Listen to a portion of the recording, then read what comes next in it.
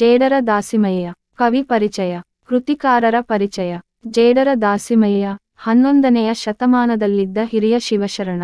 ಯಾದಗಿರಿ ಸನಿಹದ ಮುದೇನೂರಿನವನು. ದಾಸಿಮಯ್ಯ ಪ್ರಥಮ ವಚನಕಾರನೆಂದೇ ಮಾನ್ಯನಾಗಿದ್ದಾನೆ. ರಾಮನಾಥ ಎಂಬ ಅಂಕಿತದಿಂದ ರಚಿಸಿರುವ ಇವರ 150 ವಚನಗಳು ದೊರೆತಿವೆ.